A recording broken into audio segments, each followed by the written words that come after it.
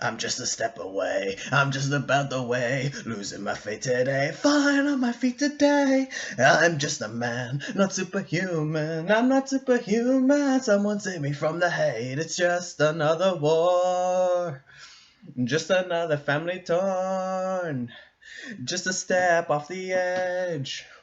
The countdown begins to destroy ourselves. I need a hero to save me now. I need a hero to save me now. I need a hero to save my life. A hero will save me just in time. What's up, everybody? My name's Game Over, and before I jump back into Black Rock Shooter, I need to make this video because I just finished watching My Hero Academia Season 4, and my god, I was like off the edge of my seat. It was flippin' amazing. So I need to get it out there right now that I think that this season, comparing it to Season 1, 2, and 3, this season is the best season so far. They fixed a whole bunch of problems that were in the last few seasons, and right now I'm just going to talk about why it's awesome. So sit back, relax, listen to my ramblings, and then comment down below what you think my ramblings, and just constantly keep on clicking the dislike and like button to prove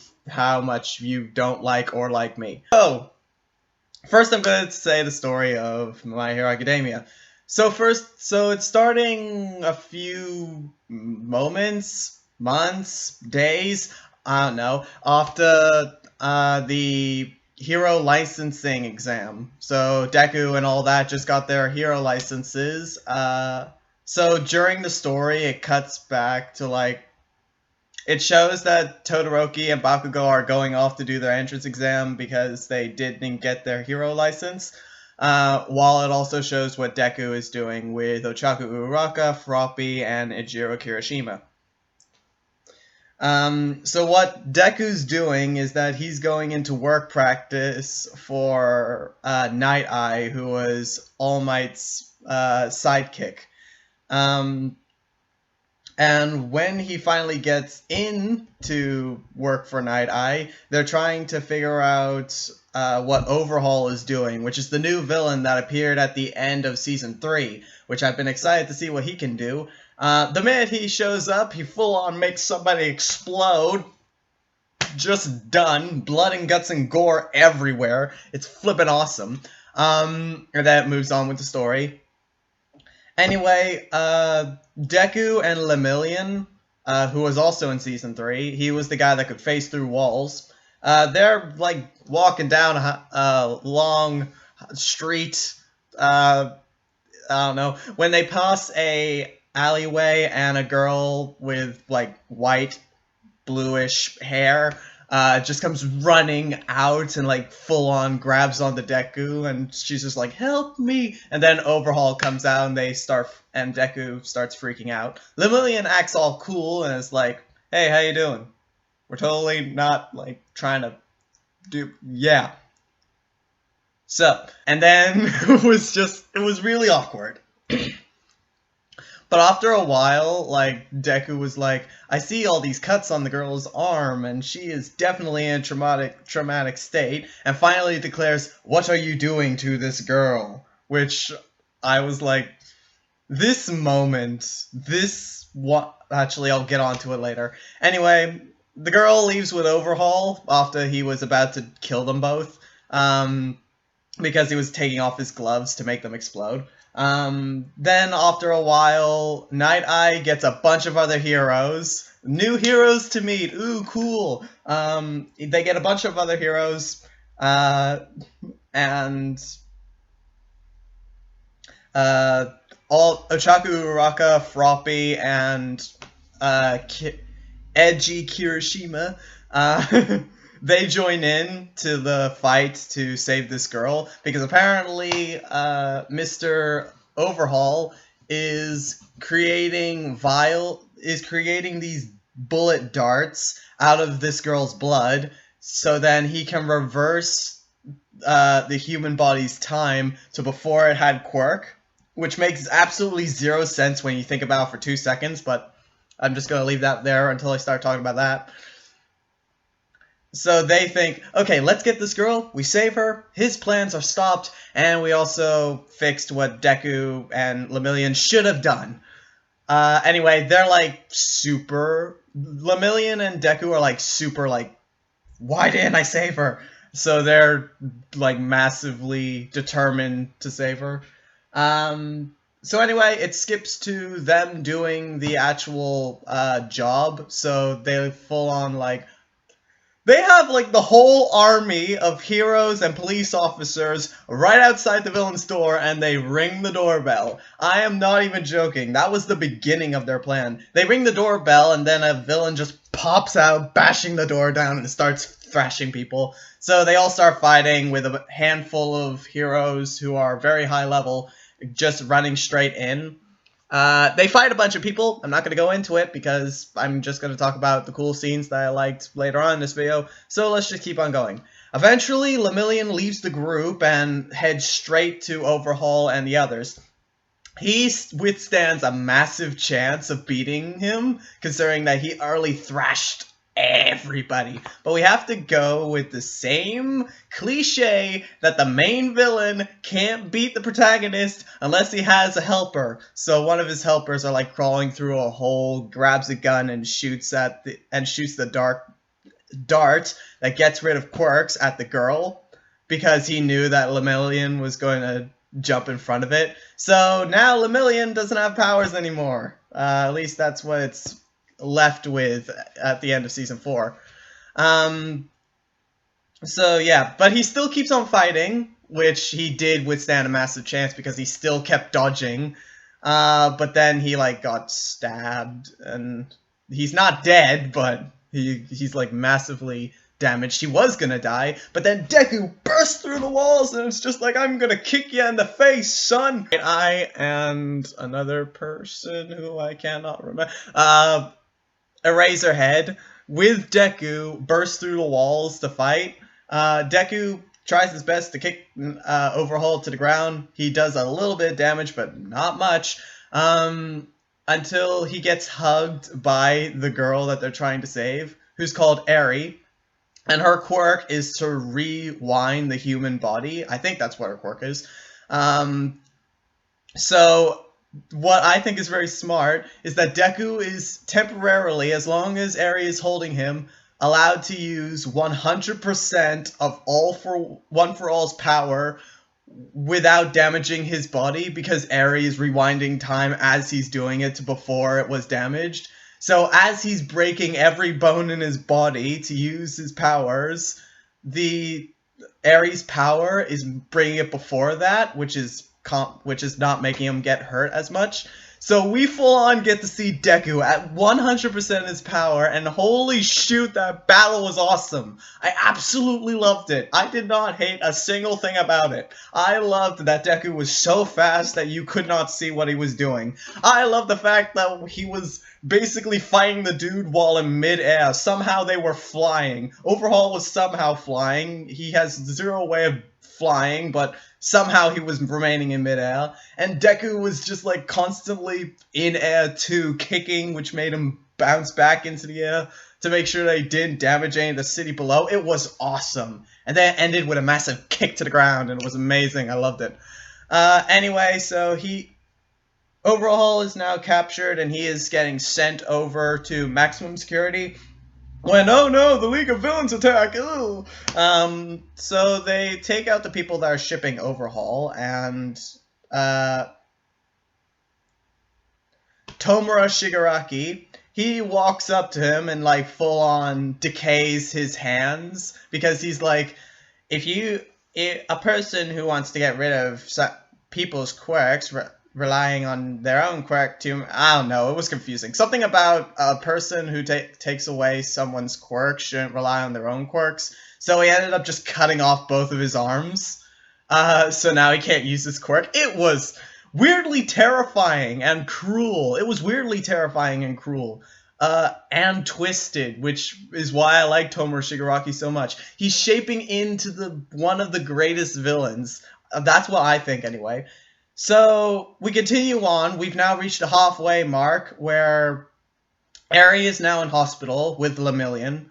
Deku's gone back to school, and now we need to listen to Bakugo, Todoroki, and 2 other characters' sides of the story because we're at the halfway mark and the story has to change. So now we're going to the day where Bakugo and Todoroki have to get their hero licenses, and if they don't ever get their hero licenses. Now, the rules have changed from Season 3, because they were like, you guys are amazing heroes, you could definitely do good. You just need to work on your attitude and stop being grumpy and stop being salty and stop being you. So, what we're gonna do is we're gonna bring in the worst kindergartners in the world, and you have to win their hearts. I am not joking. They bring in the worst kindergartners in the world and say, win the hearts of these kindergartners. There is a full-on leader who is telling them to do this stuff, but they, like, full-on are fine with it. They believe they can beat all the heroes easily because their quirks are so amazing. We have a girly group that acts like, oh, don't act like you're into them because then you're not cool. We have full-on people who are outthinking these teenaged heroes. And then we have the girl that Himiko Toga, I think that's her name, that Toga, like, full-on took the form of in Season 3.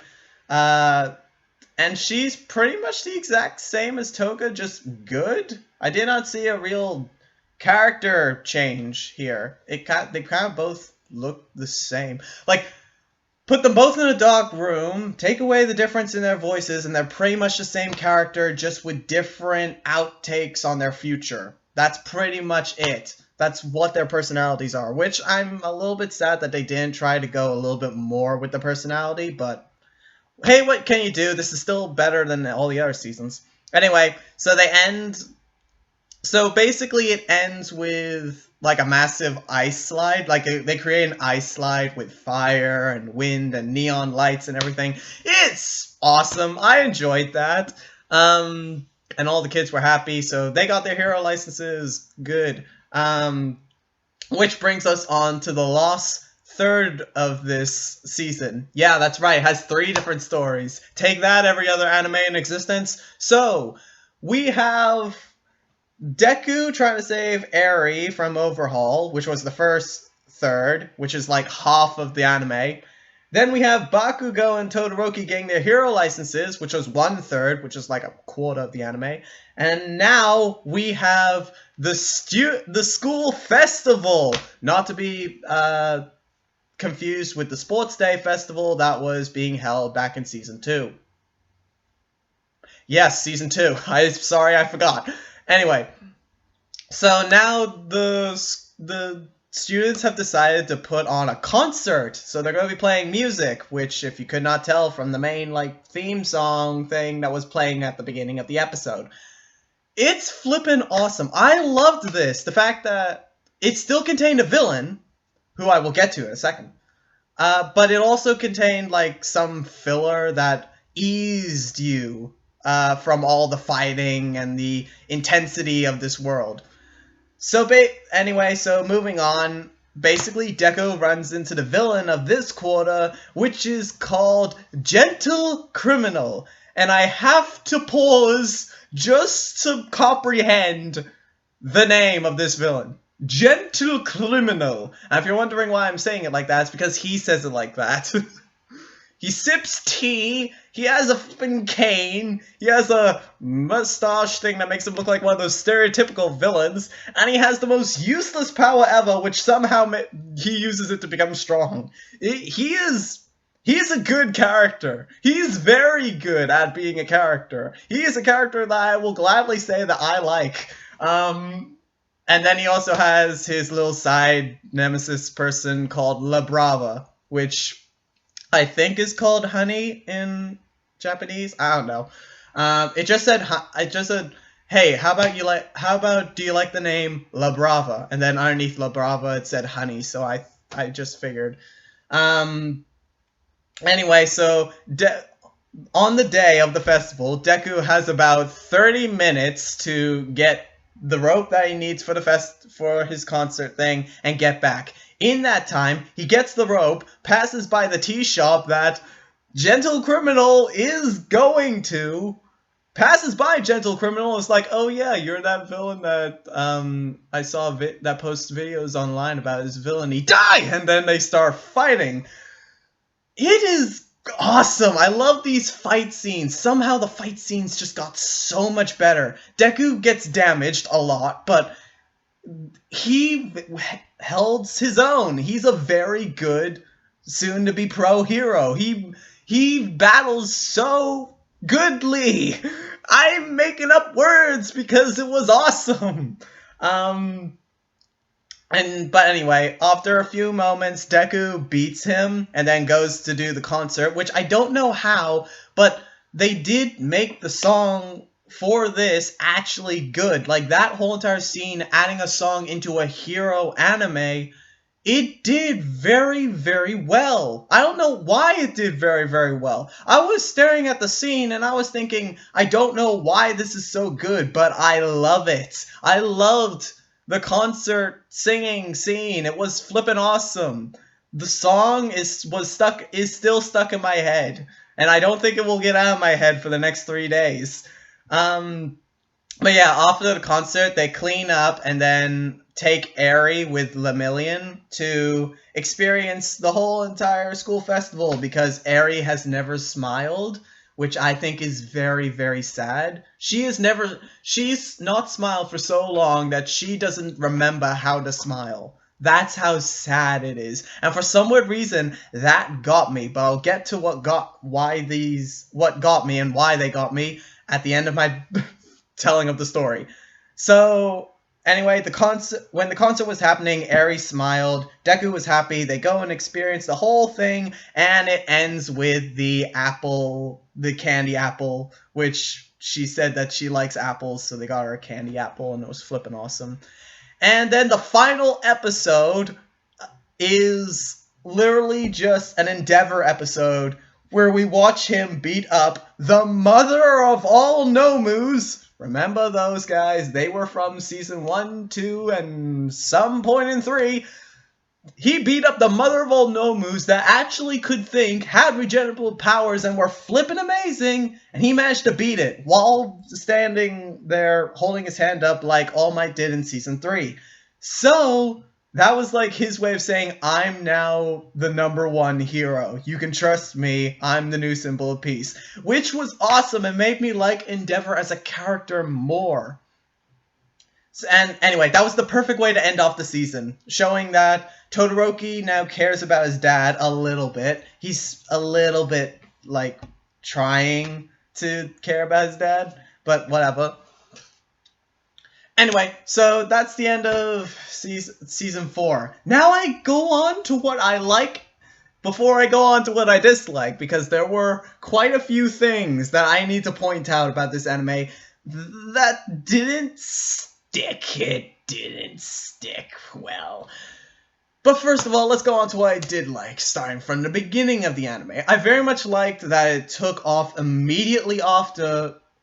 I very like the beginning of the anime, first of all, because it begins with a news reporter coming in to try and figure out who All Might's successor is, because he figured out the message that All Might left. Remember that whole entire "you're next" thing? He cracked the code and figured out that there's going to be another All Might successor, so he goes to UA and tries to figure out who it is. He figures out who it is, but doesn't put it on the newspaper. I'm just going to put it at that. But I liked that it started there. It gave us a little bit of, I don't know, more than just the hero part of this universe, which was always good about My Hero Academia. It always constantly showed you more than just the hero side of the universe. It also showed the job side and what happens to people who aren't heroes in this universe, which is very nice. Then it continued on to Deku and Night Eye, that thing. And I loved the battle between Night Eye and Deku, because at the end of it, it was fine. It was basically like me watching Gran Torino, except Deku was Gran Torino this time. But at the end of it, when I saw that the footprints were everywhere, but he didn't damage a single one of any of the All Might posters or any of the All Might equipment. I flippin' lost it because it was like, wait, he was bouncing around so fast that I would not be able to comprehend what I'm doing if I was bouncing around that fast. And he didn't touch a single one of those All Might posters on any of the walls. I flippin' lost my mind, and I was thinking, this is awesome, I loved it, please do more of this. And they did. Oh, they did. But I'm just gonna continue on with this story until I get to that point. Anyway, so Deku gets brought in by Night Eye, like I said, and skipping all the way to when Eri comes down the alleyway, this was weird because this scene unlocked a feeling that I'd never, felt before. Remember how in my top 5 favorite Future Diary characters, I said that this was the anime that made me cry? Well, and that I haven't cried in, ages? Well, this anime pretty much did the same thing. I was almost about to cry, but I didn't. But when she said, please help me and don't go, my heart stopped and I froze. My whole entire body just stopped. What Deku Shu saw as a sharp ding when she said it, that's how I was feeling. And I didn't even know that my body could do that. So that was a very scene. It was a very got you and dragged you in scene, which I very much liked. This is what anime is for, making you feel stuff that you didn't know you could feel. Future Diary made me cry when I don't cry, and now My Hero Academia made my body shun and have my heart stop when I didn't even know that I could do that. It was flippin' awesome. Moving on, we now go into the fights. Now, I loved the fights. All of these fights I loved. And one thing that I really need to point out now, because I don't know where I'm going to cram it in, they fixed the Bakugo and Deku fight. They fixed it. You want to know how they fixed it? They didn't do it! They finally got the hint that they won't be able to do a Bakugo and Deku fight until they better understand how to do fights in general. They realized that nobody liked the first, barely anybody liked the first fight from Season 1 between Bakugo and Deku, and I'm pretty sure no one liked the fight between Bakugo and Deku in Season 3, so they didn't do it! And I'm flippin' happy because this makes that flippin' anime way better. The only reason why I didn't have my favorite the only reason why Season 3 wasn't, fully great was because I had that fight between Bakugo and Deku. That's the only reason why I didn't like Season 3, because that fight happened.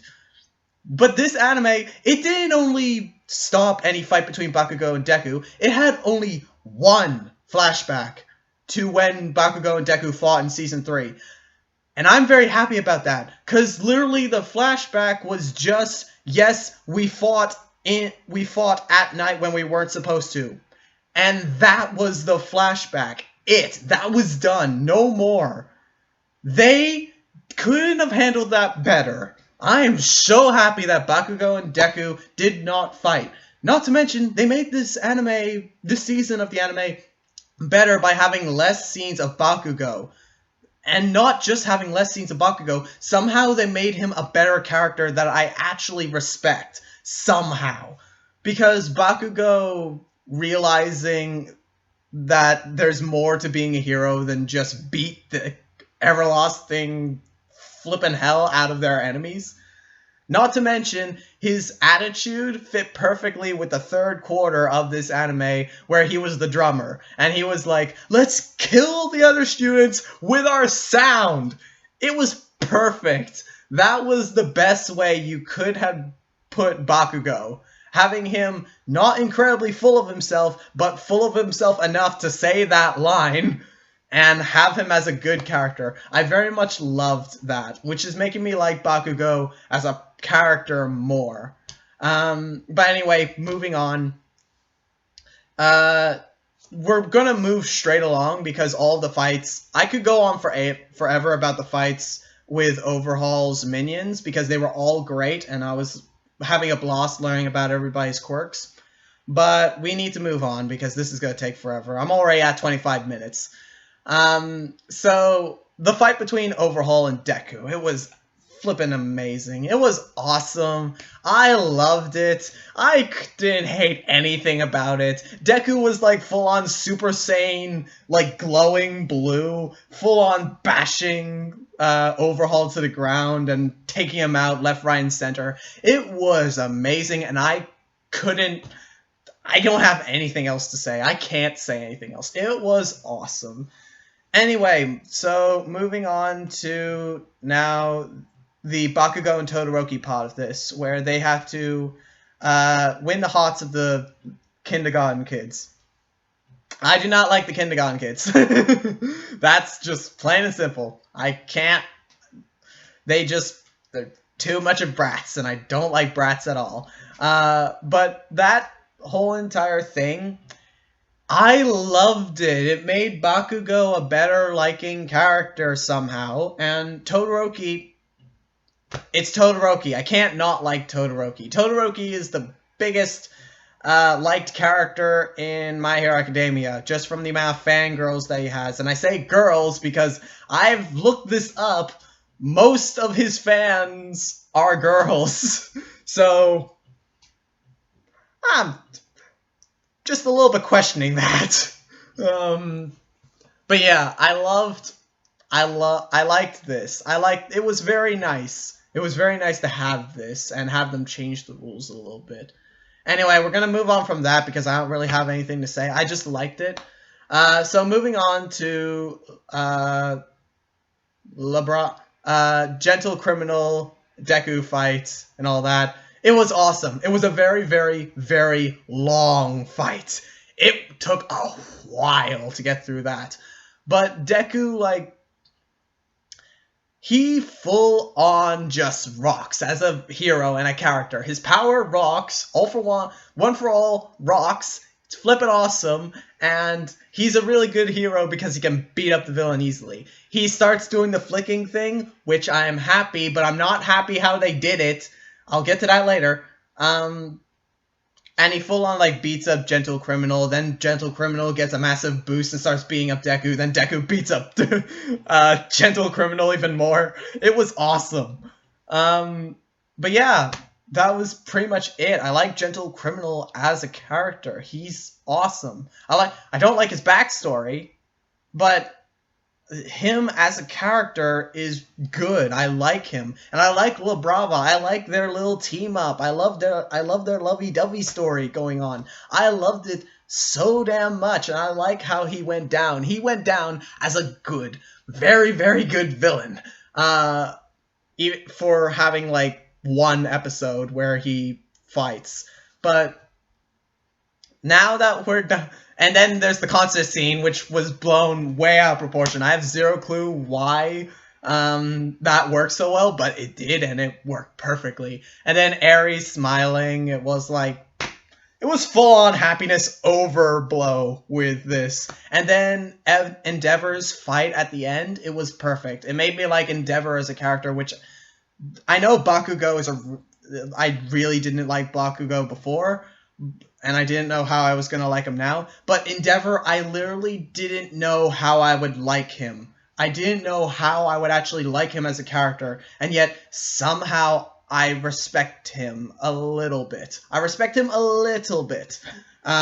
now that we're done with all of what I like, and I like a lot, I like this season a lot, now we have to go on to the final part of this, where I talk about what I don't like. And while I liked majority of this season, there is a lot that I don't like. So much that I don't like that I'm going to put a sin counter up there. So now we have a sin counter, and I'm going to count each and every one of those sins. This has turned into an everything wrong with series now. So, starting off with Aerie's powers, because I really need to get this off my chest. Her powers don't make sense at all, because what her power says doesn't match what her power does. Like, what it says, when she first used her powers, someone literally just poofed out of existence. That does not make sense! Because what should have happened was that the person rewinded to the point where they were a baby. And that's literally all they could rewind to. Or if you want to go further than that, they get rewounded back to being whatever they were in their mom's stomach. That's what they should have... That's what should have happened. But instead, they don't exist anymore. That's not rewinding time! That's not! That's doing what Ant-Man thing did, shrinking them until they become nothing. That's what that does. It doesn't make sense. Not to mention, overall says that her blood, or like, she has the ability to rewind time to before the human body had the ability to own a quirk. That doesn't make sense, because it's not like you just had a quirk when you got a certain age. That's not what happens. It's like they got quirks through generations. Generation 1 didn't have a quirk, Generation 2 didn't have a quirk, Generation 3 of children then had a quirk. That's how that works. It's not like you just shoot one person and then it goes back a whole 2 generations. That doesn't make sense. It doesn't. So just for that, I'm putting on 3 sins for me losing my mind about that. I was losing my mind for so long. So have I now shown you guys that I'm crazy? Anyway, we're moving on. Next is the thing that just irritated me a little bit, which I thought I'm going to put 2 sins on this because it happens in 2 scenes. All of the songs that are sung by Jiro, like, they're in English. And I watched the Japanese subbed version of My Hero Academia Season 4, which I've never done ever, so this is new for me. I was waiting for Japanese singing. And then she starts singing in English.